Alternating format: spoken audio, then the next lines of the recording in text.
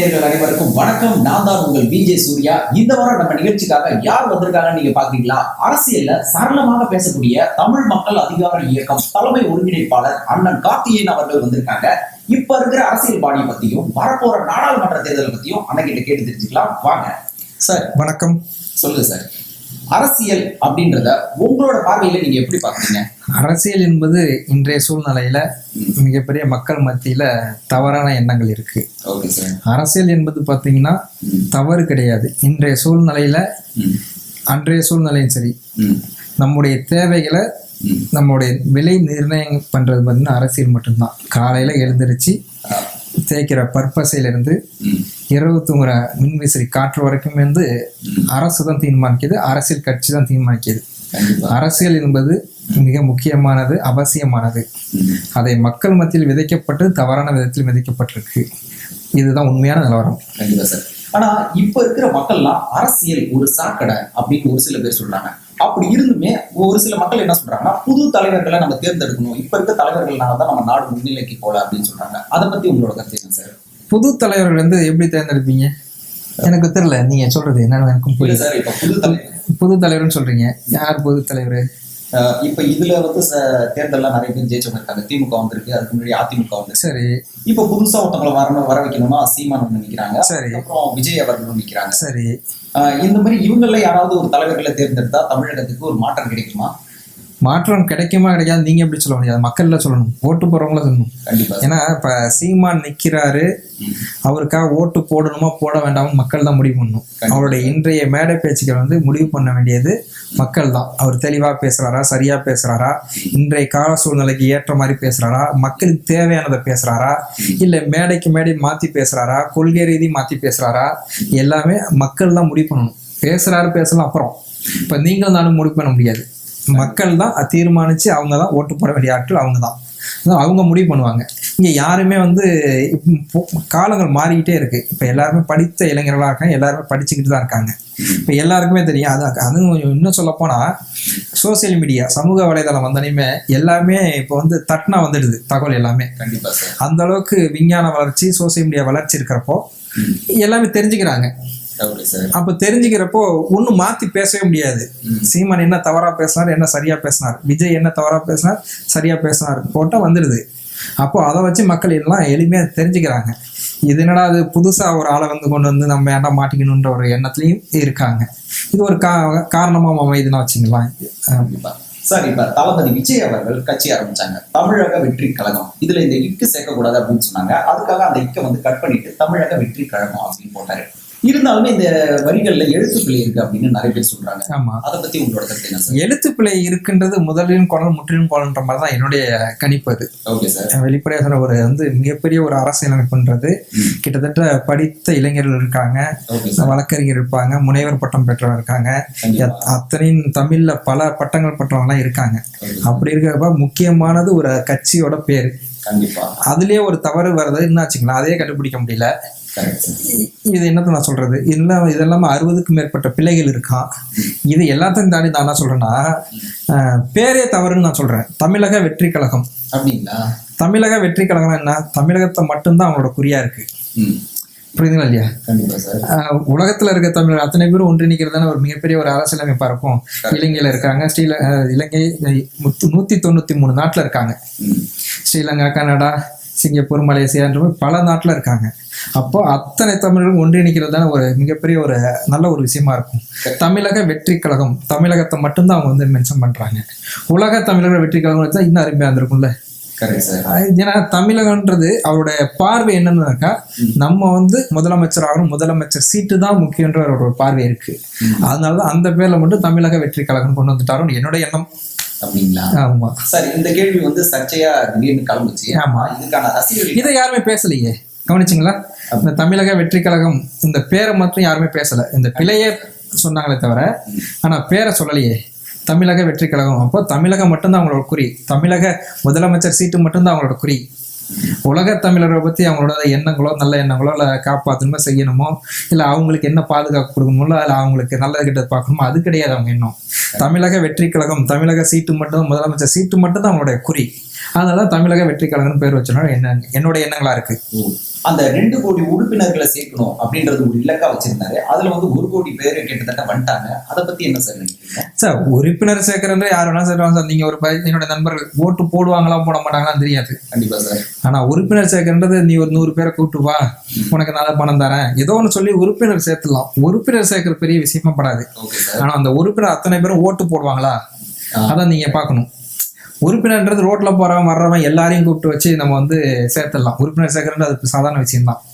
ஆனா அதே நேரத்துல ஏன்னா இவ்வளவு பிரபலமா இருக்காரு, கிட்டத்தட்ட 200 கோடி ரூபா, 1 கோடி 2 கோடியில 200 கோடி ரூபா ஊதியமா வாங்குறாரு. அப்படிப்பட்டவர் ஒரு 1 கோடி பேரை சேர்க்கறது என்ன பெரிய விஷயமா என்ன? அதெல்லாம் சேர்த்தலாம், ஈஸியாக சேர்த்தலாம். அது அத்தனை ஓட்டா மாறுமா? என்னோட கேள்வி அதுதான்.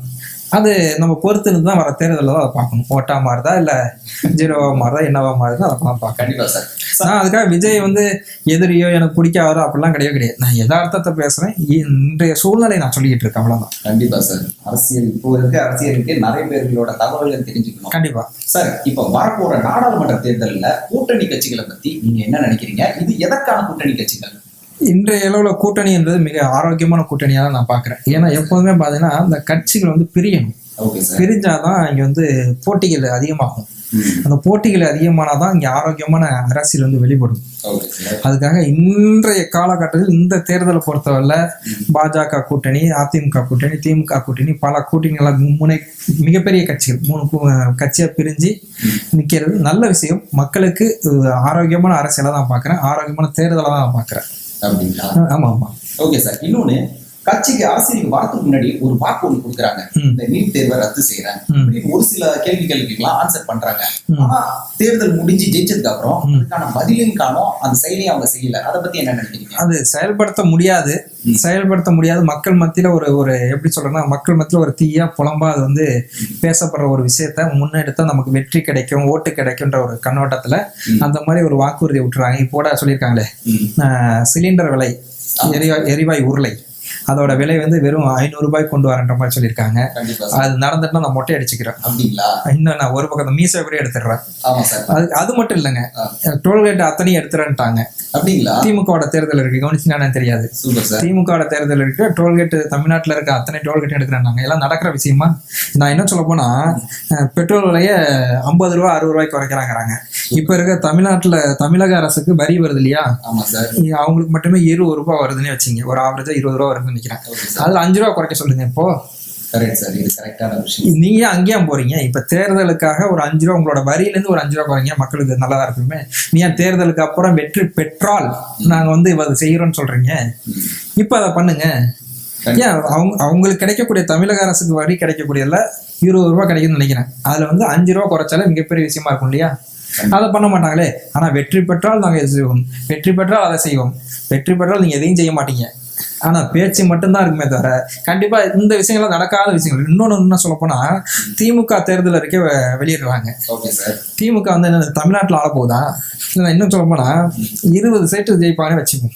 அதிகபட்சம் எனக்கு தெரிஞ்சு பார்த்தீங்கன்னா ஓட்டு பிரியும், வெற்றி பெறல 20, பாதிக்கு பாதி வெற்றி பெறுவான்னு. இந்த 20 எம்பி போய் என்ன பண்ணுவாங்க?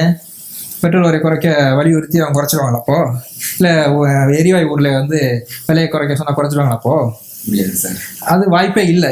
ஆனா இவங்க ஒரு தேர்தல் அறிக்கை ரெடி பண்ணி இவங்க என்னமோ தமிழ்நாட்டுல என்னமோ தேர்தல் நடக்கிற மாதிரி இவங்க வந்து மக்கள் மத்தியில கொண்டு போய் பொய்யான தகவல் வந்து பரப்பி கொண்டு போய் ஓட்டு சேர்க்கிற மாதிரி மக்களை வந்து முட்டாளாக்குறாங்க. அதுதான் மிகப்பெரிய ஒரு தவறு. ஏன்னா இதே காங்கிரஸ் தேர்தல் அறிக்கையை தயார்படுத்தி அவங்க வந்து மக்கள்கிட்ட கொண்டு போய் அதை சேர்த்தாங்கன்னா ஏத்துக்கலாம். ஏன்னா காங்கிரஸால் தேர்ந்தெடுக்கப்பட்ட ஒரு அரசு அமையும். அந்த எங்களுடைய அரசு அமையும் பட்சத்தில் நாங்கள் இதை பண்ணுவோம்னு சொன்னா நியாயமானது. ஏன்னா இந்திய தேர்தல், அது தமிழ்நாட்டு தேர்தல் கிடையாது, நாடாளுமன்ற தேர்தல். நாடாளுமன்ற உறுப்பினர்கள் வந்து யாருக்கு மெஜாரிட்டி இருக்கோ அவங்க பிஎம் ஆறாம அவங்க அந்த தேர்தல் வாக்குறுதியை சொன்னா சரியா இருக்கும். தமிழ்நாட்டு அரசியலை பொறுத்தல இவர் தேர்தல் அறிக்கை விட்டா என்ன விதத்தில் நியாயம்? அது உண்மையிலேயே என்ன பொறுத்த வரைக்கும் மக்கள் தான் ஒரு மிகப்பெரிய ஒரு முட்டாளாக மாத்துறாங்களோன்னு எனக்கு ஒரு எண்ணமா இருக்கு. அதான உண்மை. கண்டிப்பா கண்டிப்பா கண்டிப்பா சார். சார், இதுக்கப்புறம் அந்த குடும்ப அரசியல் அப்படின்ற ஒரு விஷயம் இருக்குல்ல, இது ஒரு டைம்ல வந்து ஒரு தீயா பரவன ஒரு நியூஸ். இதை பத்தி உங்களோட ஆன்சர் என்ன சார்? குடும்ப அரசியல்னு பாத்தீங்கன்னா அதை ஒன்றும் பண்ண முடியாது சார். ஏன்னா மக்கள்லாம் தீர்மானிக்கிறாங்க. நான் திமுகவுக்கு ஆதரவாகவும் பேசல, எதிராகவும் பேசல. ஏன்னா ஒரு இதே ஏத்துக்கலைன்னா என்ன பண்ண போறாங்க? இப்ப சேப்பாக்கில் நின்னார் உதயநிதி, ஓட்டு போட்டாங்க, வெற்றி பெற்றாரு. இதே வெற்றி பெறல என்ன பண்ண போறாரு? மக்கள் அது முடிவு பண்ணது அந்த விஷயம். இப்ப பாருங்க, சீமான் வந்து குடும்ப அரசியலை எதிர்த்து ஒவ்வொரு மேடையிலும் பேசினாரு. திமுக வந்து அவ்வளவு காரியத்துக்கு நடத்த மனைவியை கைலிவிலியை இப்ப கொண்டு வரலையா? இப்ப இதை என்ன அரசியலா கொண்டு போய் இன்னொன்னு என்ன சொன்னா, ஒவ்வொரு காசும் தமிழர்களால் உருவாக்கப்பட்டதான் நாம் தமிழர். ஆமா, தமிழ் மீதும் தமிழ் மண் மீதும் தமிழ் மக்கள் மீதும் வெறி கொண்டு வீரியமாக ஏதாவது ஒரு விஷயம் நடந்துடலான்ற ஒரு ஏக்கத்தோட தாகத்தோட வெறியோட இருந்த இளைஞர்களாக ஒவ்வொரு ரூபாயும் உருவாக்கப்பட்டு அந்த அமைப்புக்கு போடப்பட்டு அதை வந்து உருவாக்குனது தான் நாம் தமிழர். அது இல்லைன்னு யாரும் மறுக்க முடியாது. அதே சீமான் வந்து இந்த குடும்ப அரசியலுக்கு எதிராக ஒவ்வொரு மேடையிலையும் கர்ஜித்து அவ்வளவு ஆக்ரோஷமாகவும் வீரியமாகவும் கத்தி பேசினாரு, மக்கள்கிட்ட கொண்டு போய் சேர்த்தாரு. ஆனா தன்னுடைய மனைவியை வந்து இந்த அரசியலமைப்புக்குள்ள கொண்டு வந்து அதை பயணிக்கிறப்போ மிகப்பெரிய மக்களை வந்து என்ன பண்ற, எல்லா அரசியல் அமைப்பு மாதிரி தான் அந்த நாம் தமிழர் அமைப்பும் இருக்கும் என்று மக்கள் மத்தியில், நான் அதை சொல்லலை, மக்கள் மத்தியில் பரவலாக பேசக்கூடிய ஒரு கருத்தாவே இருக்கு. கண்டிப்பா சார்.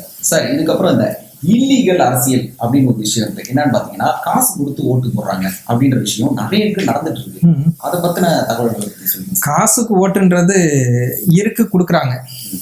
அதை என்ன பண்றது, நான் என்ன சொல்ல, என்னை பொறுத்தவரை தவறு தான் சொல்லுவேன். இல்லாதப்பட்ட மக்கள்கிட்ட இப்ப அதை காமிச்சு ஓட்டை வாங்குறாங்க. அது மிகப்பெரிய ஒரு தவறு தான்.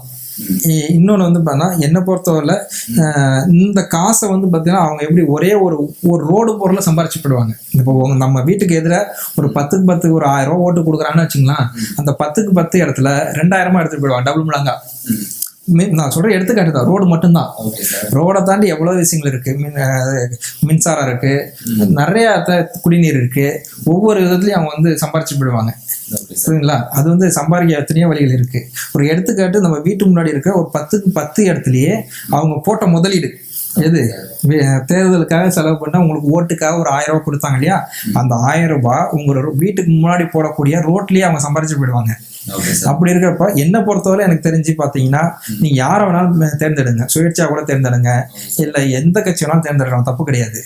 ஆனா தெளிவாக சிந்திச்சு ஓட்டு போடுங்க. ஓட்டுன்றது மிகப்பெரிய ஒரு ஆயுதம். அது மட்டும்தான் உங்களுக்கு கிடைக்கக்கூடிய ஒவ்வொரு நாட்களும் அதை சரியா பயன்படுத்தி 5 வருஷத்துக்கு ஒரு முறை இந்த தேர்தல் வருது, அதை சரியா நீங்க வந்து எந்த கட்சியா இருக்கணும், தோத்துட்டு போட்டுமே, ஏன் சுயேட்சையா இருந்து அவங்க தோத்துட்டு போட்டுமே. இங்க என்ன மக்களோட மனநிலை என்ன இருக்குன்னா, இந்த எந்த கட்சி வெற்றி பெறுதோ அந்த கட்சிக்கு ஓட்டு போடுன்ற ஒரு மனநிலை இருக்காங்க. அது மிகப்பெரிய ஒரு தவறு. தோத்தான் அந்த ஒரு ஓட்டு போட்டு அவங்க தோத்தான் குடியா முடியும் போது அது கிடையாது. என்னன்னா, தெளிவா ஒரு படித்த இளைஞர்கள், நல்ல ஒரு சிந்தனையோட தெளிவா சமூக சேவையோட இருக்கிற இளைஞர்களோ இல்லை மற்ற ஆட்களுக்கு, சமூக அமைப்பை சார்ந்தவங்களுக்கு நீங்க ஓட்டு போடுங்க, கண்டிப்பா நாடு நல்லா இருக்கும். அதை விட்டு திமுக தான், அதிமுக தான், நாம் தமிழர் தான், இந்த கட்சி நான் சொல்ல வரல, அது யாரா வேணாலும் இருக்கட்டும், நல்ல ஆட்களுக்கு ஓட்டு போடுங்க. உங்களுக்கு கிடைத்த வாய்ப்பை சரியாக பயன்படுத்தாம மட்டும்தான் நாடு முன்னேறும். நீ காசு கொடுக்குறாங்கன்றத வாங்க வேண்டாம்னு சொல்ல, ஏன்னா வேற வழி கிடையாது. இப்போ எல்லாருமே பஞ்சத்திலையும் பசியிலும் தான் இருக்காங்க. கிடைச்சா ஒரு 100 ரூபாய் கிடைக்காதான் நினைப்பாங்க, கிடைச்சா ஒரு டீ குடிக்கலாம்னு நினைப்பாங்க. இயல்பு, மனிதனோட இயல்பு. அப்படின்ற பட்சத்தில் அந்த ஒரு கொடுக்கக்கூடிய பைசா வாங்கி வச்சுக்கிட்ட நீ சரியான ஆட்களை தேர்ந்தெடுங்க, நாடு நல்லா இருக்கும். இதுதான் என்னுடைய கருத்தா இருக்கு. கண்டிப்பா சார். சார், இப்ப இது வந்து ஒரு முக்கியமான ஒரு கேள்வி. என்னன்னு பாத்தீங்கன்னா, சினிமாவுல உச்சத்துல இருக்கவங்க அரசியலுக்கு வராங்க. ஆனா அவங்களுக்கும் மக்களோட சப்போர்ட் ஓரளவுக்கு இருக்குது. அதுல வெற்றி பெற்று மக்களுக்கு நல்லது செஞ்சவங்கன்னு பார்த்தா எம்ஜிஆர் அவர்களை சொல்லலாம். அதுக்கப்புறம் பாத்தீங்கன்னா கேப்டன் விஜயகாந்த் அவர்கள் வந்தாங்க. திடீர்னு அவங்களோட மரணம் வரை ஏற்பட்டுருச்சு. இருந்தாலுமே இப்போதைக்கு விஜய் அவர்கள் வந்திருக்காங்க. சினிமாவில இருந்து அரசியலுக்கு வராங்களே, அவங்கள எப்படி சார் பாக்குறீங்க? சார், எம்ஜிஆர்லாம் நீங்க வந்து அடிப்படையில் பாத்தீங்கன்னா ஒரு அரசியல் பார்த்தீங்க, நடிப்புன்றது ஒரு தொழிலா இருந்தாலும் கூட எம்ஜிஆர்லாம் பாத்தீங்கன்னா காங்கிரஸ்ல இருந்தார் ஆரம்ப காலகட்டத்தில். எனக்கு தெரிஞ்சு பாத்தீங்கன்னா 1950 காலகட்டத்தில் 50, 67 பாத்தீங்கன்னா காங்கிரஸ் இருந்தார், 60, 70 எல்லாம். அதுக்கப்புறம் பாத்தீங்கன்னா திமுகவுக்கு வந்தாரு. அடிப்படையில் அரசியலை கத்துக்கிட்டாரு. அரசியலை கத்துக்கிட்டு அவர் எம்எல்ஏ ஆனாரு, ஒரு பொறுப்புல இருந்தாரு, பல பொருளாளராக இருந்தாரு. அப்படி வந்தவர் தான் அதுக்கப்புறம் கட்சி ஆரம்பிச்சாரு. அப்படி இருக்கிறப்பவே அவர் அரசியல்ல இருக்கிறப்பவே மக்கள்ல போய் சந்திச்சாரு, மக்களோட பிரச்சனையில போய் சந்திச்சாரு, மக்களுக்கு என்ன தேவைன்றது புரிஞ்சுக்கிட்டாரு. அப்படி மக்களை பத்தி முழுமையா தெரிஞ்சுக்கிட்டு புரிஞ்சுக்கிட்டு அதுக்கப்புறம் அரசியல் கட்சின்னு தான் ஆரம்பிச்சது தான் எம்ஜிஆர். அதனால வந்து எம்ஜிஆரை வந்து சினிமா நடிகர் ஒரு முத்திரை குத்திட்டே இருக்காங்க. முழுமையா அரசியலை கத்துக்கிட்டு மக்களை புரிஞ்சுக்கிட்டு வெளியேற்றப்பட்ட பிறகுதான் அவர் அதிமுகன்ற ஒரு கட்சியை வந்து தொடங்கினாரே தவிர அவர் வந்து புரியாமலாம் வரல. விஜயகாந்த் பாத்தீங்கன்னா அடிப்படையிலேயே பாத்தீங்கன்னா அவர் வந்து பாத்தீங்கன்னா ஒவ்வொரு சினிமா நடிகரா நடிக்கும் பொழுதே மக்கள்ல போய் சந்திச்சு, நிர்வாகிகளை சந்திச்சு, அவங்களுக்கு என்ன தேவை இருக்கு, என்ன பிரச்சனை இருக்குன்னு அவரோட சொந்த காசை போட்டு செலவு பண்ணி அவ்வளவு விஷயங்கள் பண்ணாரு. நான் இல்லைன்னு நான் சொல்லலை. ஏன்னா அடிப்படையில வந்து அரசியலை வந்து முழுமையா கத்துக்கிட்டு சேவை மனப்பாடமோட பயணிச்சாங்க. அதனாலதான் விஜயகாந்த் வெற்றி பெற்றாரு. விஜயை பொறுத்தவரையில என்ன செலவு பண்ணாருன்றது உங்களுக்கு தெரியும், எனக்கும் தெரியும். மக்களுக்கு என்ன செஞ்சிருக்காருன்னு தெரியும். அது இப்ப கட்சி ஆரம்பிக்க போறேன், இல்ல கட்சி ஆரம்பிச்சது பிறகு தூத்துக்குடி வெள்ள நிவாரணத்தை போய் கொடுத்தாரு, சின்ன சின்ன விஷயங்கள் பண்ணாரு. தவிர அவர் 200 கோடி இங்க இருக்கு, சில கோடிகள் செலவு பண்றது இருக்கு. விஜயகாந்த் மாதிரிலாம் யாரும் செலவு பண்ணிருக்க முடியாது. சம்பாதிக்கிறதுல பெரும்பாலும் மக்கள் சேவைக்கு தான் போயிட்டு இருந்துச்சு. அப்படி இருக்கிறப்போ விஜய் வந்து உங்களுக்கு தெரியும் அவர் என்ன பண்ணியிருக்கான்றது தெரியும். எனக்கு தெரிஞ்ச விஜய் எல்லாம் வரதுக்கு வாய்ப்பே கிடையாது. அது 100% எனக்கு தெரிஞ்சு கிடையாது. ஏன்னா எப்போதுமே இங்க ஒரு தேடல் இருந்துகிட்டே இருக்கும் எல்லாருமே. சினிமா வந்து ஒரு நடிப்புங்க, அது பொழுதுபோக்குங்க. அதை புரிஞ்சுக்கிட்டவங்க யாருமே வந்து அரசியலை வந்து நுழைஞ்சிட மாட்டாங்க, தேர்ந்தெடுத்துட மாட்டாங்க, வேட்பாளர்களோ தலைவர்களோ தேர்ந்தெடுத்துட மாட்டாங்க. என்டர்டைன் பார்க்குறோம், சிரிக்கிறோம், ஜாலியா என்டர்டைன் பண்ணணுமா, பொழுதுபோக்கணுமான்ட்டு போயிட்டு இருப்பாங்க. அந்த புரிதல் உள்ளவங்க என்னைக்கும் தலைவர்கள் வந்து அந்த மாதிரி தேர்ந்தெடுக்க மாட்டாங்க. யார் சிறந்த தலைவர்னு எப்பவுமே ஒரு தேடல் இருந்துகிட்டு இருப்போம். ஆனா புரிதல் இல்லாம ரசிகர்னு சொல்லிட்டு பாலாவசியம் பண்ணிக்கிட்டு ரோட்ல கடந்துட்டு காலை உடைச்சிட்டு கையை உடைச்சிக்கிட்டு தீவிரமா அன்னைக்கு வெட்டு கொடுத்து இறங்கிட்டு இருக்கான் பாருங்க, அவங்களாம் தான் தலைவர் கட்சி கொண்டாடுறாங்க. அதுதான் மிகப்பெரிய ஒரு முட்டாள்தனம். அது நாடு நாசமா போறது அது மிகப்பெரிய ஒரு காரணமா இருக்கும். அதை தூக்கி போட்டு நல்ல சிறந்த தலைவர்கள் என்னைக்கு தேடுறோமோ அன்னைக்கு நாடு நல்லா இருக்கும். சார், இந்த வகையில எந்த ஒரு காரணமுமே இல்லாம அரசியலுக்கு வராங்க. உதாரணத்துக்கு சொல்லணும்னா மன்சூர் அலிகான் ஜனநாயக புலிகள் அப்படின்னு ஒரு கட்சி ஆரம்பிச்சாங்க. சமீபத்துல ஒரு பேட்டியாளர் போயிட்டு அவர்கிட்ட கொஸ்டின் கேட்கிறப்ப, சார் உங்களோட கட்சி வந்து அரசியலுக்கு என்ன பண்ணும் அப்படின்னு கேட்கிறப்ப, என்னோட கட்சி வந்து இப்போதைக்கு சோத்து கட்டுறாங்க சாப்பிட்டு அப்படின்னு ஒரு மாதிரி சொல்றாங்க. இந்த மாதிரி ஆளுங்களாம் நிறைய பேர் வந்து கட்சி ஆரம்பிக்கிறாங்க. இவங்களை பத்தி உங்களோட கருத்து என்ன சார்? அரசியல் காமெடிகள். அரசியல் அவ்வளவு ஒரே வார்த்தை சொல்லணும், அதுதான் சொல்லணும். ஏன்னா அரசியலுக்குன்னு எல்லாத்துலயுமே ஒரு காமெடியன் இருப்பாங்க, சினிமாவுக்குன்னு ஒரு காமெடியன் இருப்பாங்க. வீட்லயே பாத்தீங்கன்னா ஒரு 10 பேர் ஒரு 5 பேர் இருக்காங்கன்னா 5 பேர் ஒரு ஆள் காமெடியான ஜோக்கராகவே பயன்படுத்துவாங்க. அந்த மாதிரி அரசியலுக்கான காமெடி அவரு அப்படிதான் அதை பார்க்கணுமே தவிர ஒரு ஆரோக்கியமான அரசியல் முன்னெடுக்குன்னா மக்கள் பணிகள் எவ்வளவு இருக்கு அதெல்லாம் பண்ணலாம். அவர் என்ன பண்ணாரு எது பண்ணாரு, பல கட்சியில இருந்தாரு. நாம் தமிழர் இருந்தாரு, விடுதலை சிறுத்தையில இருந்தாரு, அந்த கட்சியில 2-3 கட்சியில இருந்தாரு. அதுக்கப்புறம் அவர் சொந்தமா கட்சி ஆரம்பிச்சாருன்னு வந்திருக்காரு.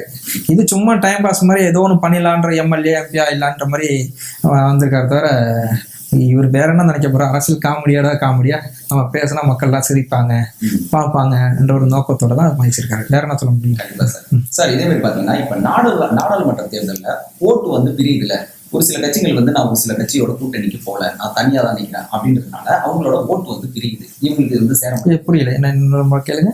நாடாளுமன்ற தேர்தல் ஆமா 2 பெரிய கட்சிகள், ஆமா ஒரு சில கட்சிகளும் தெரியுது. ஆமா 2 பெரிய கட்சி, சரி, பாஜக காங்கிரஸ். சரி, இந்த கட்சியோட நிறைய கட்சிகள் கூட்டணியாக நிற்கும். சரி, இவங்களோட கூட்டணியாக நிக்க மாட்டேன்னு ஒரு சில கட்சிகள் எல்லாம். சரி, எந்த கட்சி அது? என்ன சார்? எந்த கட்சி தனியா நிக்கிற கட்சி? தனியா நாம் தமிழர் கூட இருக்காங்க. சரி, அப்புறம் அதுக்கப்புறம் நிறைய இருக்காங்க, சொல்லிட்டே போலாம். சரி சரி சொல்லுங்க. இவங்க வந்து சேராதனால ஓட்டுகள் வந்து பிரியும்னு சொல்றாங்க. அதை பத்தி யாருக்கு பிரியும் ஓட்டு? என்ன சார்? யாருக்கு பிரியும் ஓட்டு? அவங்களுக்கு வந்து சேராதுல சார். யாருக்கு சேராது? அந்த கட்சிக்காரங்க. சார் இங்க அரசியல்ன்றது ஒரு புரிதல் இருக்குங்க. அரசியல் மிகப்பெரிய ஒரு சூழ்ச்சி. Okay sir. மக்கள் சேவைன்றது ஒரு பக்கம் இருந்தா கூட சூழ்ச்சி, அந்த சூழ்ச்சி வந்து அரசியல் புரிதல் இருந்தா மட்டுமே தான் நகர்த்த முடியும். Okay sir. புரியுங்களா? இப்ப நாம் தமிழர் இருக்கா, நாம் தமிழர்னால பிஜேபி ஓட்டு பிரியினா வாய்ப்பு கிடையாது. நாம் தமிழருக்கு யார் ஓட்டு போடுறாங்கன்னு கேட்டீங்கன்னா ஆதி தமிழர்கள் ஓட்டு போடுறாங்க. ஆதி தமிழர்னா யார் சொல்றதுன்னா ஆதி திராவிடர்கள், அவங்க பெரும்பாலும் இருப்பாங்க. ஏழ்மைப்பட்ட மக்கள் இருப்பாங்க. 2வது சிறுபான்மையர்கள், இஸ்லாமியர், கிறிஸ்தவர் அவங்க இருப்பாங்க. இந்த மாதிரி ஆட்கள் தான் நாம் தமிழர் இருக்காங்க. ஒடுக்கப்பட்ட மக்கள், ஏழையான மக்கள், வசதி குறைவான மக்கள், இவங்க தான் நாம் தமிழர் பெரும்பாலும் இருப்பாங்க. நல்லா கவனிச்சு பாருங்க. இவங்க யாருமே காங்கிரஸ் வந்து இவங்க எல்லாருமே பிஜேபி விரும்ப மாட்டாங்க. ஏன்னா பிஜேபி வந்து இந்துத்துவா கட்சி, அதனால வந்து பெரும்பாலும் அதை விரும்புறதே கிடையாது. இவங்க எல்லாரும் பாத்தீங்கன்னா திமுகவுக்கோ இல்ல காங்கிரஸோ போடக்கூடிய ஓட்டு. புரியுதுங்களா? இந்த ஓட்டு அத்தனையுமே நாம் தமிழர் இருக்காங்க. இந்த பிஜேபி மன்னிக்கணும், காங்கிரஸுக்கும் திமுகவுக்கும் போடக்கூடிய ஓட்டை வந்து அவர் பிரிக்கிறார். சீமான் பிரிக்கிறார். அதனால பாத்தீங்கன்னா இது வந்து பிஜேபிக்கோ இல்ல அதிமுகவுக்கோ எந்த பாதிப்புமே கிடையாது. புரியுதுங்களா? இது வந்து பாதிப்பு யாருக்குன்னு கேட்டீங்கன்னா காங்கிரஸ் திமுகவுக்கு தான். சரிங்களா? பிஜேபிக்கு எந்த பாதிப்பும் கிடையாது. அதுதான் உண்மையான நிலவரங்கள். இரண்டாவது, இப்போ விஜய் வேற ஓட்டை பிரிக்கிறாரு. விஜய் ஓட்டு எல்லாமே பெரும்பாலும் பார்த்தீங்கன்னா திமுகவுக்கு போடுறது தான். காங்கிரஸ்னு சொல்ல முடியாது. காங்கிரஸோட கூட்டணினா காங்கிரஸும் திமுகவுக்கும் போடுறது தான். அவர் ஒரு பக்கம் ஓட்டை பிரிக்கிறாரு. இதனால பிஜேபிக்கும் அதிமுகவுக்கும் எந்த பாதிப்புமே கிடையாது. இவங்க சிறுபான்மையர்கள், ஆதித்தமிழர்கள், இந்த மாதிரி ஏழ்மைப்பட்ட மக்கள், இவங்கெல்லாம் பார்த்தீங்கன்னா இவங்க அதிமுகவுக்கோ பிஜேபிக்கோ போகிற ஓட்டு கிடையாது. இந்த அத்தனை ஓட்டுகளும் காங்கிரஸும் திமுகவும் போகிற ஓட்டுகள். இதை பிரிக்கிறதுனால திமுகவுக்கும் காங்கிரஸுக்கும் நஷ்டமே தவிர அதிமுகவுக்கும் பிஜேபிக்கும் எந்த நஷ்டமும் கிடையாது. அவங்களுக்கு லாபம் தான். நாம் தமிழால அவங்களுக்கு லாபம், இவங்களுக்கு நஷ்டம். இதுதான் உண்மை. சரி, இப்ப கூட்டணி கட்சிகள் வந்து சேர்றாங்களே, இவங்களோட லாபம் வந்து பணத்துக்காகவா இல்ல கட்சி வளர்ச்சி அடையணும் அப்படின்ற நோக்கத்துக்காக? ரெண்டும் தான். ரெண்டுமே. ஆமா, ஏன்னா பணம் இருந்தால் தான் கட்சி வளர்க்க முடியும். கண்டிப்பா சார். பணம் இல்லைன்னா கட்சி வளர்க்க முடியாது. இப்ப யார் கொள்கையை தூக்கி பிடிச்சிட்டு போராடுறாங்க? முதல் நாள் பாமக ஏடிஎம் கூட பேச்சுவார்த்தை, நாளைக்கு முடிவாயிடுங்கிறாங்க. நள்ளிரவு காங்கிரஸ் பிஜேபியோட கன்ஃபார்ம் ஆகுது, முடிவாகுது 10 சீட்டுன்ட்டு. அது கொள்கையெல்லாம் அப்புறம் தான், சீட்டு தான். இப்போ நான் என்ன சொன்னா இருக்கு, இப்போ திமுக சேர்ந்த கட்சிகள்லாம் இருக்கு. ஆனால் விடுதலை சிறுத்தை இருக்கு. விடுதலை சிறுத்தை வந்து ஒடுக்கப்பட்ட சமூகம் போராடுற ஒரு அமைப்பாக இருக்கு. உண்மையிலேயே தலைவர் பிரபாகரன் மேலே ரொம்ப பற்றா இருந்துச்சு. ஈழத்து மேலே ரொம்ப பற்றான கட்சி, அது யாரும் மறுக்க முடியாது. அதை தாண்டி வந்து தூக்கி போட்டு திமுக கூட்டி நிற்கிறான்னா என்ன காரணம்? தமிழக வாழ்வுரிமை கட்சி இருக்கு. அவங்க வந்து இப்போ ஈழத்து மேலே ரொம்ப பற்றோட உள்ள ஒரு கட்சி. தலைவர் பிரபாகரனோட கொள்கையை முன்னெடுத்து பண்றாங்க. அப்படி இருக்கப்போ அவங்க தூக்கி போட்டு திமுகவோட நிற்கிறாங்க. என்னது கொள்கையா பணமா? கொள்கையா சீட்டா? இதுதான் இங்கே முடிவு பண்ணுது. சீட்டும் பணமும் தான் இந்த ஒவ்வொரு அரசியல் கட்சியும் தீர்மானிக்குது. ரெண்டாவது இன்னொன்று சொல்லப்போனா, அந்த பணம் இல்லாமல் கட்சி நடத்தவே முடியாது. கண்டிப்பா சார். அதை நோக்கி வேற வழி இல்லாமல் அவங்களும் அதை பயணிக்கிறதுக்கு தள்ளப்படுறாங்க. இதுதான் உண்மையான கள நிலவரம். சரிங்களா? கண்டிப்பா சார். சார், இப்போ பார்த்தீங்கன்னா இந்த தமிழக வெற்றி கழகம், தமிழக வாழ்வுரிமை கட்சி இப்படின்னு 2 கட்சிகள் இருக்கு. இதுக்கு அப்படியே இங்கிலீஷ்ல கேபிட்டல் எடுத்தீங்கன்னா டிவிகே அப்படின்னு சொல்றாங்க. இது வந்து சரியான முறையா? சரியான முறையான இதுல என்ன கேள்வி இருக்கு? ரெண்டுமே டிவிகேனால இப்ப விஜய் வந்து டிவிகே அப்படின்னு ஆரம்பிச்சாங்க. அவங்க கட்சிக்கு வந்து பாதிப்படையுது சரி அப்படின்னு சொல்றாங்க. சரி, அதை பத்தி ஒரு பாதிப்பும் கிடையாதுங்க. அதனால டிவிகேன்றது இப்ப தமிழக வாழ்வுரிமை கட்சி எத்தனை பேருக்கு பழக்கம்? நீங்க இன்னும் சொல்ல போனா தெற்கு பகுதியெல்லாம் யாருனே தெரியாது. மதுரைக்கு அந்தாண்ட திருச்சிக்கு அந்தாண்ட போனோட தெரியாது. ஆனா விஜய் அப்படி கிடையாது இல்லையா? கட்சி ரீதியா அரசியல் ரீதியா அவர் மூர்த்தவர், அதெல்லாம் மாற்று கருத்தே கிடையாது. அரசியல் தெளிவுள்ளவர், அரசியல் பேச்சாற்றல் உள்ளவர். அதெல்லாம் வேல்முருகனை பொறுத்தவரை, அண்ணன் வேல்முருகனை பொறுத்தவரை அந்த பிரச்சனை கிடையாது. ஆனா அரசியல் ரீதியா பார்த்தீங்கன்னா இவங்க தான் பீக்ல இருக்காங்க.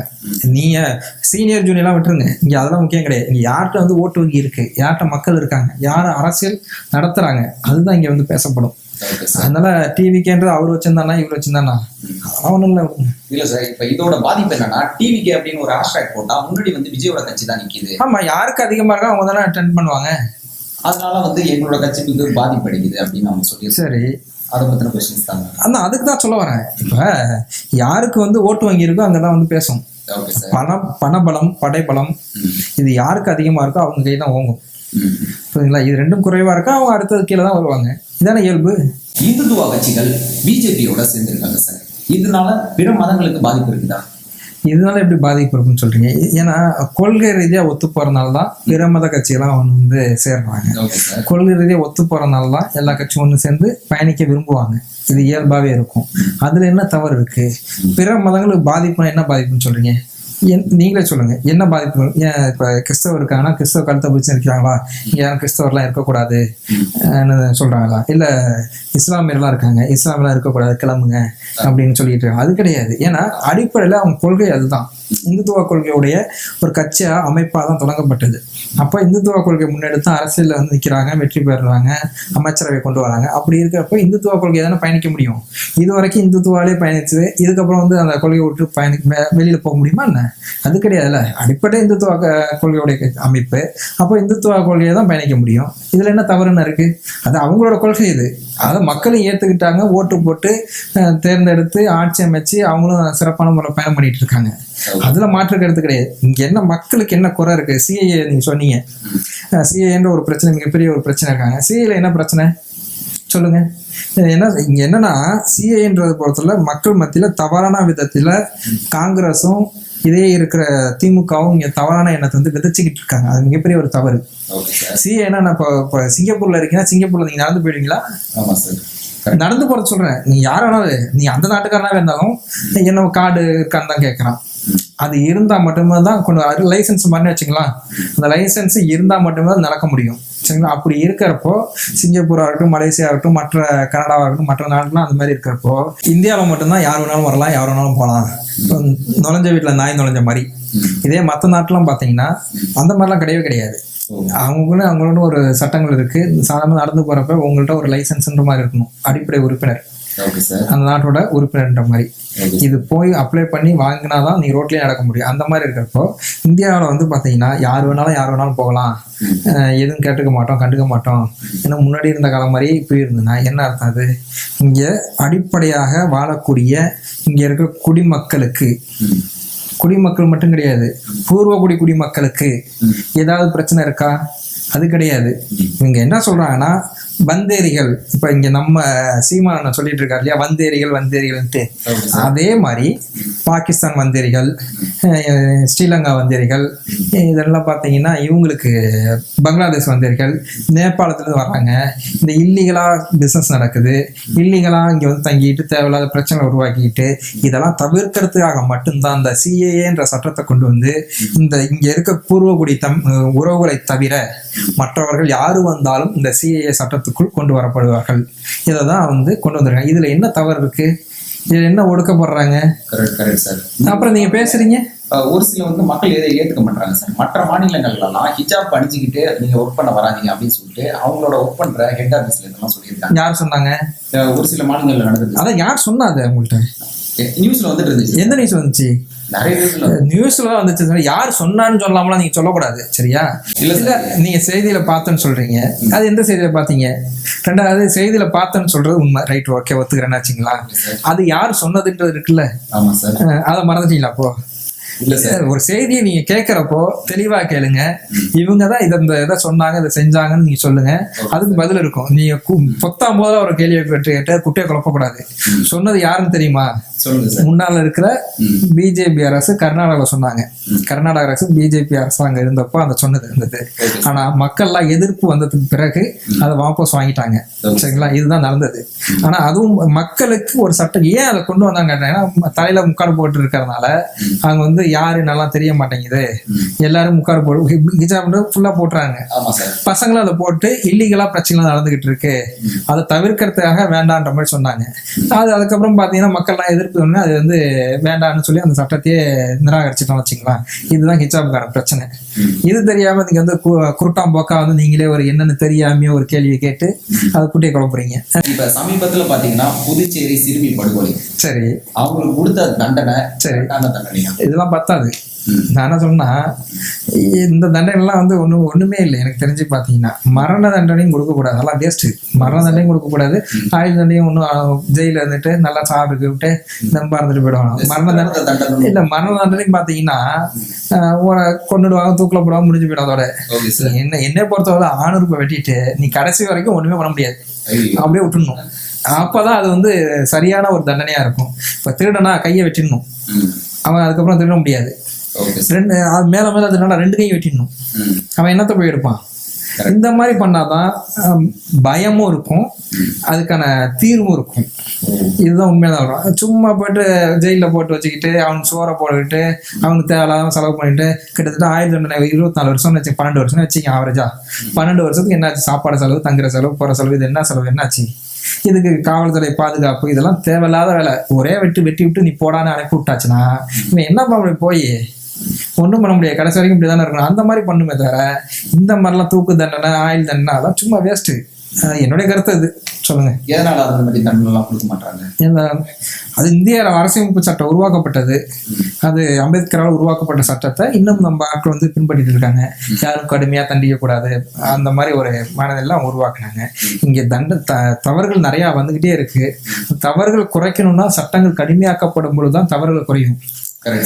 மயிலை இறங்க போனா போடாது, அது 2 போட்டு புடுங்கினாதான் அது போடும். கண்டிப்பா சார். அந்த மாதிரிதான் சட்டங்கள் கடுமையாக்கணும். இப்ப சவுதியில போய் ஒரு பொண்ணு வந்து கையை வச்சிட முடியுமா? கண்டிப்பா ஒரே போட போட்டுறான்ல. அங்க மக்கள் தான் குறைஞ்சிட்டு இருக்கு. இங்க அந்த மாதிரி போடுங்க, ஒரு ஒண்ணு இல்லை, அந்த மாதிரி பொது இடத்துல வச்சு 2 போடு போட்டீங்கன்னா வர ரெண்டு பேரை பண்ணுங்க, ஆட்டோமேட்டிக் எல்லாமே சரியாயிடும். இது பண்ண மாட்டாங்க. இந்தியாவில் மட்டும் சட்டங்கள் கடுமையாகிறதே ரொம்ப யோசனை பண்ணி பண்ணிட்டு இருக்காங்க. இது ஒரு பெரிய பிரச்சனையாவே இருக்கு. Correct sir. ஆமா. இப்ப அதான் சார், இப்ப மக்களுக்கு வந்து பாதுகாப்பு இல்லைன்னு சொல்றாங்க. திருடர்கள் சுலபமா வந்து நகையை திருடிட்டு போயிடுறாங்க. சரி. இந்த மாதிரி பல சம்பவங்கள் நடக்குது. ஆனா இவங்களுக்கு பின்னாடி வந்து அரசியல்வாதிகள் இருக்காங்க. சரி. அப்படின்றது இல்ல அது தவறான கருத்து. எந்த அரசியல்வாதி வந்து திருடர்கள் வந்து பின்னாடி எல்லாம் இருக்க மாட்டாங்க. நீங்க ரவுடிக்கு வேணா இருப்பாங்க, கொலை பண்றவங்க. ரவுடிகள் நான் ஒத்துக்கிறேன், சரிங்களா. ஏன்னா அவங்களுக்கு வந்து அரசியல் அடியாட்டு இல்லாம நகர்த்த முடியாதுன்ற ஒரு கால சூழ்நிலை வரும். பிரச்சனைகளை சால்வ் பண்ணணும். அதனால வந்து அவங்க கண்டிப்பா அடியாட்கள் வச்சிருப்பாங்க. ஆனா திருடர்கள் வச்சிருக்க மாட்டாங்க. ஏன்னா திருடர்களுக்கு போலீஸ் போனாலே இவங்களுக்கு மரியாதை இருக்காது. கொலை பண்ணவனுக்கு இருக்கிற மரியாதை கூட திருடனுக்கு இருக்காது. திருடன் வேற வழியில வந்து விசாரிப்பாங்க, கொலையாளிகள் வந்து வேற வழியில விசாரிப்பாங்க. திருடனுக்குள்ள மரியாதை திருடனுக்கு மரியாதையே இருக்காது. ஆனா கொலை பண்றதுக்கு அந்த மரியாதை இருக்கும். அது எப்போதுமே எனக்கு வந்து அரசியல்வாதி பெரும்பாலானோர் ரவுடிசம் இல்லாம பயணம் பண்ணதே கிடையாது. நீங்க இருக்கிற அமைச்சர் லிஸ்டா இருக்கட்டும், எம்எல்ஏ லிஸ்டா இருக்கட்டும், மாவட்ட செயலர் லிஸ்டா இருக்கட்டும், நீங்க எதனா எடுத்து பாருங்க, அவங்க பின்னாடி ஒவ்வொருத்தவங்க மேல ஒரு 10 வழக்கு இல்லாம இருக்காது. அடிப்படையிலேயே அவங்க வந்து ரவுடிசமா இருந்து வந்தவங்க தான் இப்ப இருக்கிற மாவட்ட செயலர், அமைச்சர், இந்த மாதிரி அரசியல் ரீதியா பயணம் பண்றவங்க, சரிங்களா. ரவுடி இல்லைன்னா இங்க ஒண்ணுமே இல்லைன்ற மாதிரி அவங்க மனநிலை அதை உருவாக்குனாதான் பண்ண முடியுன்ற ஒரு மைண்ட் செட்ல ஓடிக்கிட்டு இருக்காங்க. இதெல்லாம் தவிர்க்கணும்னா அதான் நம்ம தான் புது ஆட்களை தேர்ந்தெடுக்கணும். அடுத்த கேள்வி. ஏடிஎம்கே கட்சி எம்ஜிஆர் அவர்கள் கையில இருந்து அதுக்கப்புறம் அம்மா கைக்கு வந்துச்சு, இப்போ வந்து எடப்பாடி கையில இருக்கு. இந்த கட்சியை வந்து அவங்க கரெக்டா ஹேண்டில் பண்றாங்களா? இங்க திறமை தாங்க முக்கியம். அவர் கையில விடுவாரு. நான் பல இன்டர்வியூல நான் சொல்லிட்டு இருக்கேன். அவர் கையில விடட்டும், காலில் விடட்டும், என்னத்தையோ பண்ணட்டும், ஏதோ பண்ணி கட்சியை கைப்பற்றி கண்ட்ரோல்ல கொண்டு வந்துட்டார்ல, அதுதானே முக்கியம். எம்ஜிஆர் கட்சியை தொடங்கினாரு, நான் இதெல்லாம் மாற்று கருத்து கிடையாது. எம்ஜிஆர் அதுவும் பார்த்தீங்கன்னா சொந்த பணத்தை போட்டு பண்ணாரு. ஆமா, அவங்க சொந்த பணத்தை போட்டு தான் கட்சி ஆரம்பிச்சாங்க, வசூல் பண்ணி பண்ணல. அதுக்கப்புறம் அம்மா ஜெயலலிதா அம்மையாட்ட கைக்கு அப்பவும் பிரச்சனை தான். எப்போ இதே மாதிரிதான் அப்போ அந்த ஜானகி அம்மா, எம்ஜிஆர் அம்மா, இந்த மாதிரி பிரச்சனைகள் வந்து நிறைய போயிட்டு இருந்துச்சு, சரிங்களா. இவங்க 2 பேரும் மட்டும் கிடையாது, வீரப்பன் முன்னாள் அமைச்சர் இருந்தாரு அவருக்கு. ஆமா, அவரு இதெல்லாம் நெடுஞ்செழியன், இந்த மாதிரி நிறைய பேர் அங்க வந்து ஒரு குழு, இதே கொலைப்படிகள் அங்கேயும் நடந்துச்சு. இப்பனாவது 2 பேர்கிட்ட 3 பேர்கிட்ட அமைச்சர்லாம் ஆனாங்க அப்போ. இப்ப அது கூட கிடையாது. அதே அதுதான் ஆரோக்கியமான அரசியல். இங்க யாருக்கு திறமை இருக்கோ அந்த அரசியல் கட்சியை கைப்பற்றி தன் கண்ட்ரோல் கொண்டு வராம பாருங்க, அதான திறமை. ஒரு குடும்பத்துக்குள்ளாரே அந்த கட்சியை வச்சுக்கிட்டு இப்ப எடப்பாடி வந்து வெள்ளமுத்தார்னு சொல்றாங்க. வெள்ளமுத்தார் வந்து சிஎம் ஆயிருக்காருல, பெரிய விஷயம் தானே. ஒரு டீ கடை வச்சவருக்கு சிஎம் ஆயிருக்காரு, பெரிய விஷயம் தானே. இது திமுக ஆக முடியுமா? ஏன்னா ஒருத்தர் அப்பம் புள்ள பேரன் தாத்தா இந்த அடிப்படையிலே வந்துகிட்டு இருக்கு. இது எப்படி ஆரோக்கியமான அரசியலா இருக்கும்? அரசியலமைப்புன்றது பலரால் உருவாக்கப்பட்டு பலரால் தேர்ந்தெடுக்கப்படுறதுதான் அரசியலமைப்பு, சரிங்களா. அப்படிதான் அரசியல் கட்சியும். அப்படி இருக்கிறப்போ திமுகவுக்கும் அதிமுக என்ன வித்தியாசம் பார்த்தீங்க? ஏன்னா எந்த சண்டையும் கிடையாது, எந்த போட்டியும் கிடையாது, எந்த பொறாமையும் கிடையாது, எதுவுமே இல்லாம தாத்தா ஆண்டார், அப்பா ஆண்டார், பேர ஆண்டார், அடுத்து கொள்ளு பேர ஆள போறார், கொள்ளு பேரர்கள், இவர்கள் தான் கட்சி வந்து வழி நடத்த போறாங்க. இதுல என்ன இருக்கு? ஆரோக்கியம் என்ன இருக்கு? ஆரோக்கியமான அரசியல்ன்றது போட்டி இருக்கணும். இப்போ 10 பேர் இருக்கானா 10 பேர் போட்டி போடணும். இந்த கட்சியை நான் தான் கைப்பற்றணும், அந்த இடத்துக்கு நான் தான் வரணும், நான் தான் பொதுச்செயலாளர் வரணும், அந்த போட்டி இருக்கணும். அந்த போட்டி வந்து யாருக்கு திறமை இருக்கோ அவன் காலில் விழுவட்டும், நான் இல்லைலாம் சொல்ல, காலில் விட்டும் கையில் விழுவட்டும், எங்கே வேணாலும் இருக்குல பூந்து போட்டோம், அதெல்லாம் அவங்க திறமை. அது ஏதோ பண்ணி கட்சியை தான் கட்டுப்பாட்டு கொண்டு வந்து வச்சிருக்காங்களே, அதான திறமை. இதுதான் ஆரோக்கியமான அரசியல். அது நிறைய பேர் புரிதல் இல்லை. என்ன நினைச்சிருக்காங்க, எடப்பாடி விழுந்துட்டாரு, எடப்பாடி வந்துட்டாரு என்ன நினைச்சிட்டு இருக்காங்க. அது கிடையாது, அது ஆரோக்கியம் கிடையாது. ஆமா, உண்மையான ஆரோக்கியன்றது போட்டி பொறாமையோட அந்த கட்சி வந்து கைப்பற்றி தான் கண்ட்ரோல் கொண்டு வந்தாங்கல்ல. வெள்ளமுத்தர் வந்து இப்ப சிஎம் ஆயிருக்காருல்ல, அதுதானே பெரிய விஷயம். சிஎம்மோட புள்ள வந்து சிஎம் ஆகிறது பெரிய விஷயம் கிடையாது. வெள்ளம் வித்தார்ல, ஏதோ ஒரு கிராமத்துல இருந்து வெள்ளம் வித்தார்ல, அவரு சிஎம் ஆகிறது பெரிய விஷயம் தானே. அவர் பிறந்தப்போ இல்ல வளர்ந்தப்போ இல்ல அவர் வயசு காலகட்டத்திலயோ நம்ம சிஎம் அவங்க நினைச்சு பார்த்திருப்பாரா? இல்ல அமைச்சரா இருந்தப்போ நினைச்சு பார்த்திருப்பாரா? ஆனா சிஎம் இதே உதயநிதி பாத்தீங்கன்னா நம்ம தான் அடுத்தது மைண்ட் செட்டே வந்துருக்கும்ல. இப்போ கண்டிப்பா நம்ம தான் அப்பா சிஎம் ஆனப்பவே நம்ம தான் அடுத்தது கட்சி, நம்ம தான் அடுத்த சிஎம், அந்த மனநிலை வந்துடும்ல. ஆனா எடப்பாடி அது அமைச்சரா இருந்தப்போ எடப்பாடிட்ட வந்தது இது வந்திருக்காது. நம்ம சிஎம் நினைச்சு பார்த்திருப்பாரா? கிடையாது. ஆனா சிஎம் ஆயிட்டார்ல, எது பெரிய விஷயம்? இதுதான் சார் பெரிய விஷயம். அப்புறம் சொல்லுங்க சார். இது சம்பந்தமாக மிக முக்கியமான ஒரு கொஸ்டின்ஸ் என்னன்னு பாத்தீங்கன்னா, புரட்சி தலைவி அம்மாவோட மறைவு இன்னைக்கு வரைக்குமே ஒரு மர்மமா இருக்கு அப்படின்னு சொல்றாங்க. அதை பத்தின தகவல்கள் ஏதாவது தெரிஞ்சா சொல்லுங்க சார். மர்மம் என்னங்க மர்மம்? அது நான் அப்படி நம்ம எப்படி சொல்ல முடியாது. அரசு சட்டம் இது வழக்குல இருக்கு. அவங்க பேசணும், அவங்க வந்து தீர்ப்பு சொல்லுவாங்க. நம்ம சொல்றதுலாம் அதெல்லாம் ஒண்ணுமே கிடையாது. மர்மங்கள்ன்றது எனக்கு தெரிஞ்சு ஒன்றும் பெருசா ஒன்றும் இல்லைங்க. மர்மங்கள் இருக்கலாம், இல்லாம இருக்கலாம். முடிஞ்சு போயிட்டு அதாவது முடிச்சுட்டு அடுத்த வேலையை என்ன பார்க்கணும். மர்மம் இருக்குன்னு சொல்லி என்ன ஆகுது? ஒண்ணு கண்டுபிடிக்கணும். இப்ப இதே நான் என்ன சொன்னோம்னா, திமுக அரசு வந்து சொன்னிச்சு, நான் ஆட்சி பொறுப்பு ஏற்ற உடனே ஜெயலலிதா அம்மாவோட இறப்பை கண்டுபிடிச்சே தீர்வுன்னு சொன்னாங்க. வருஷம் ஆயிட்டு, 3 வருஷம் ஆயிட்டு, 2.5 வருஷம் ஆயிட்டு, என்னத்த கண்டுபிடிச்சாங்க? ஒண்ணுமே கிடையாது. கொடநாடு வழக்கையும் கண்டுபிடிக்கல, ஜெயலலிதா அம்மா கொலை வழக்கையும் கண்டுபிடிக்கல. இதுதான் எங்களுடைய தேர்தல் அறிக்கை. சார், இது சம்பந்தமா ஒரு கேள்வி.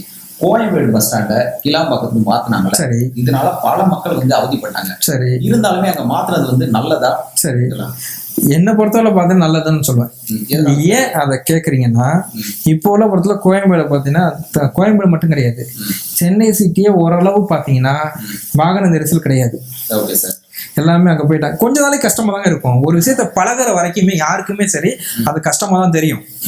அந்த கஷ்டம் வந்து பழகிட்டுனா போக போக பழகிடும். அப்படி ஒன்று கோயம்பேடுலேருந்து வந்தால் கூட கிளாம்பக்கத்து நேரடியாக பஸ் இருக்கு, போயிட போகிறாங்க, ஒன்றும் பிரச்சனை இருக்காது. ஆனால் இங்கே இருக்கிற பெரும்பாலும் சென்னையை பொறுத்தவரை அப்போ பார்த்தீங்கன்னா பஸ்ஸாக வந்துகிட்டு இருக்கும். எந்த வண்டிலையும் போக முடியாது, கார்லையும் போக முடியாது, 2 சக்கர வாகனத்தையும் போக முடியாது. ஆனால் இப்போ பெரும்பாலும் கொஞ்சம் ஃப்ரீயாக இருக்கு, ஓரளவு குறிப்பிட்ட நேரத்துக்கு போயிடுறோம். இந்த பிரச்சனை தீர்க்கப்படுது. இருந்தாலுமே சார், வெளியூருக்குலாம் போறவங்க இங்கேருந்து கிளாம்பாக்கம் போறதே எங்களுக்கு ஒரு வெளியூரா தெரியுது அப்படின்னு பஸ்ல இங்கேருந்து கோயம்பேடுல இருந்து போறதும் கிளாம்பாக்கம் போய் தானே போனோம், அந்த வழியில தாங்க. இருந்தாலுமே தானே கேட்கறேன்னா, சரி நீங்க கேட்குறீங்க கோயம்பேடுல இருந்து எப்படி போவீங்க? இப்ப என்ன சொல்றேன்னா, இங்க இருந்து கோயம்பேடுல இருந்து திருச்சி போறீங்கன்னா வச்சுங்க, எப்படி போவீங்க? அந்த ரூட் தான் சார், தாம்பரம் அந்த ரூட் தான். அப்படிதான் போவோம். இப்ப என்ன பண்றீங்க? இப்ப தனியா அங்க போய் இறங்கி மாறி போறாங்களா? எங்க இறங்கி போறாங்க அப்படின்றது? எங்க இறங்கி? நீங்க என்ன சொன்னா, இங்க இருந்து ராயம்பேட்டில இருந்து வராங்க, இல்ல இங்க மத்த பகுதியில இருந்து வராங்க, கோயம்பேடு வருவீங்களே? ஆமா சார். கோயம்பேடு வர மாதிரி வர போறீங்களா? இல்ல. அப்போ கோயம்பேடு ஒரு பஸ் ஏறி தானே வரீங்க. இப்ப என்ன பண்றீங்க? நேரா ராயப்பேட்ல நேரா அங்க போறீங்க, கோயம்பேடு வரல. எதை மக்கள் ஏத்துக்கல?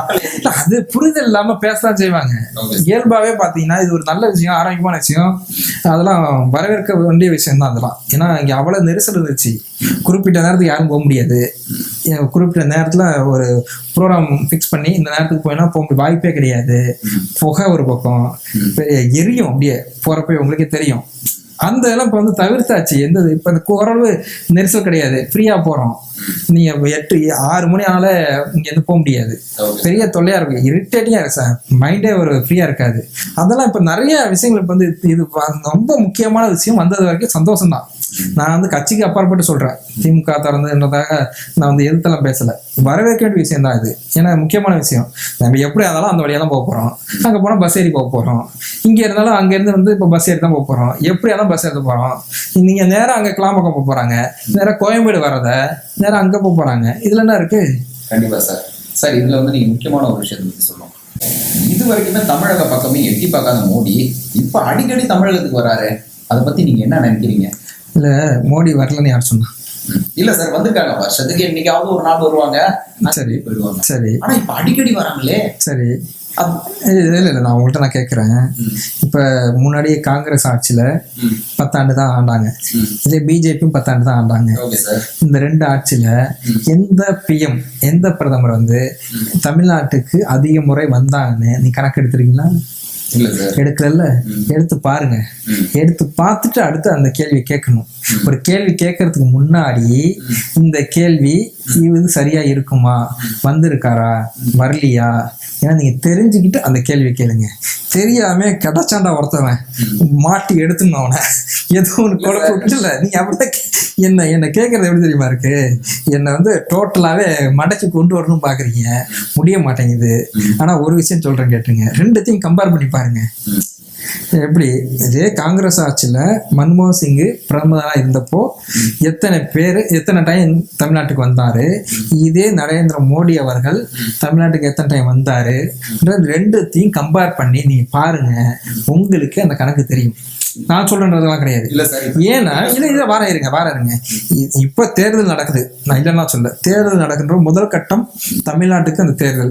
அப்படின்ற பட்சத்துக்கு தேர்தல் பிரச்சாரத்துக்கு இப்ப தொடர்ந்து வந்துகிட்டு இருக்காரு, இல்லைன்னா சொல்ல 4 டைம் வந்திருக்காரு, மாற்று கருத்து கிடையாது. அதே நேரத்துல மற்ற 10 வருஷத்தை நீங்க கணக்கில் எடுத்துக்கிட்டீங்கன்னா காங்கிரஸில் ஆண்ட திரு மன்மோகன் சிங்கை விட நரேந்திர மோடி அவர்கள் நிறைய டைம் வந்திருக்காங்க சார்.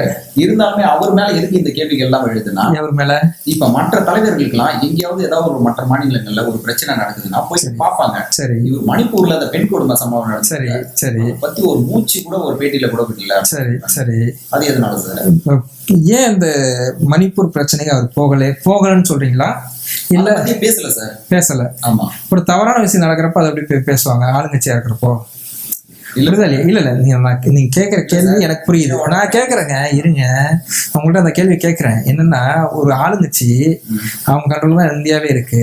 அப்படி இருக்கும்போது அங்க ஒரு தவறு நடக்குது, அதை பத்தி பேசினா யாருக்கு அவமானம், யாருக்கு அவமரியாதை, எந்த ஆட்சிக்கு குறைகள், அதை நீங்க சொல்லுங்க.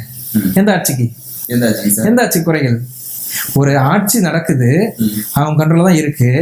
அப்படின்றப்ப தவறு அவங்க கீழே நடக்குது, அதை பத்தி வாய் திறந்தா யாருக்கு அவங்க எந்த கட்சி? அதான் எந்த கட்சி? யாரு பிரதமர்? மோடி. அவரு தானே பேசல. அப்ப எப்படி அவரு பேசுவாரு? எப்படிங்க பேசுவாரு? இப்ப என் மேல குறை இருக்கு, எனக்கு கீழே நடக்குது, வேலை நடக்குது, அதுல ஒரு குறை நடந்துட்டு நான் அந்த குறையை நான் சுட்டி காட்டுவேனா? இல்ல அதை பத்தி நான் பேசுவேனா? அதுவும் மூடி மடக்கதான் செய்வேன். இது இயல்பு. நான் அவர் பெருமைப்படுத்தியும் பேசல, சிறுமைப்படுத்தியும் பேசல, நடக்கிறதா சொல்றேன். அது அவர் பண்ண தவறா இருக்கலாம், இல்ல சரியா இருக்கலாம், அதெல்லாம் அப்புறம். அது பண்ணது பாத்தீங்கன்னா இதனாலதான் அவர் பேசல. சரிங்களா?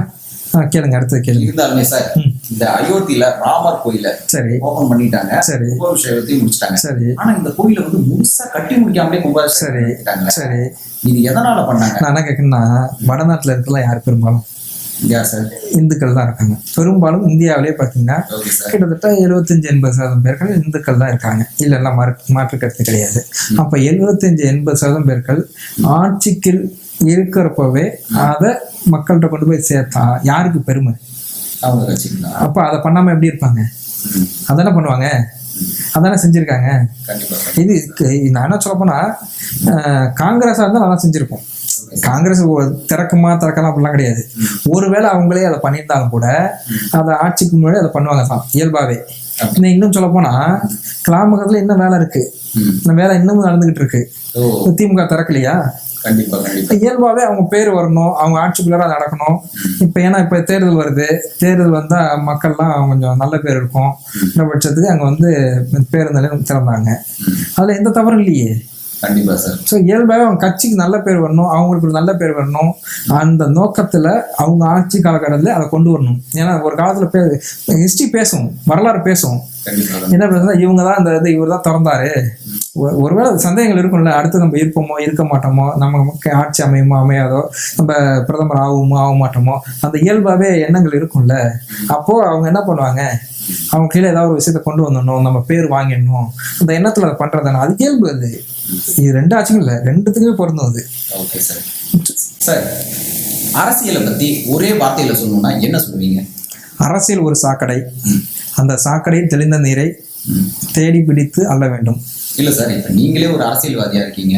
சரி, இருந்தாலுமே அரசியல் ஒரு சாக்கடைன்னு சொல்றீங்களே. சரி, அது உங்களோட தொழில் தானே, அதை அப்படி சொல்லலாமா? அரசியல் யார் தொழில்னு சொன்னா, அரசியல் சேவை.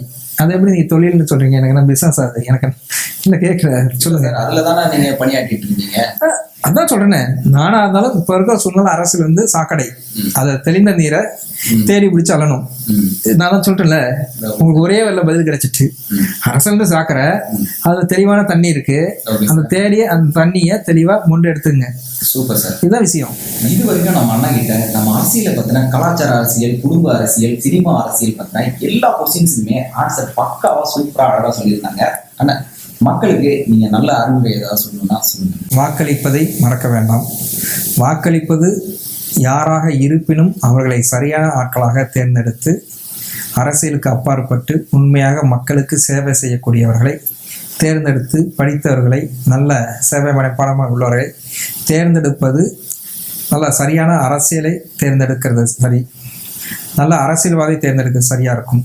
நல்ல அரசியல்வாதி மட்டுமல்லாமல் உங்களுக்கான மக்கள் மன்றத்தில் பேசக்கூடிய ஆட்களை தேர்ந்தெடுப்பது சரியாக இருக்கும். ஏன் இதை சொல்றேன்னா, நம்முடைய ஒவ்வொரு அரசியல் தேர்வும் நாம் சரியாக தேர்ந்தெடுத்தால் இந்த நாட்டுடைய வளர்ச்சி மிகப்பெரிய வளர்ச்சியாக இருக்கும், மாற்றத்துக்கான வளர்ச்சியாக இருக்கும்னு சொல்லிக்கொண்டு விடைபெறுகிறேன். நன்றி, வணக்கம். ராக் டைவி நேயர்களுக்கு மீண்டும் நன்றியை தெரிவித்துக் கொள்கிறேன். நன்றி, வணக்கம். Thank you sir. நம்மளோட தமிழ் மக்கள் அதிகார இயக்கம் தலைமை ஒருங்கிணைப்பாளர் கார்த்திகேயன் சார் அவர்கள் ரொம்பவே சூப்பராக அழகாக பேசிட்டாங்க. இந்த அரசியல் நிகழ்ச்சி வந்து வேற லெவல்ல பேசிங்க. இதே மாதிரி வேற ஒரு நிகழ்ச்சியில நான் வந்து உங்களை சந்திக்கிறேன். அதுவரை உங்களிடமிருந்து விடைபெறுவது உங்கள் விஜய் சூர்யா. பாய்.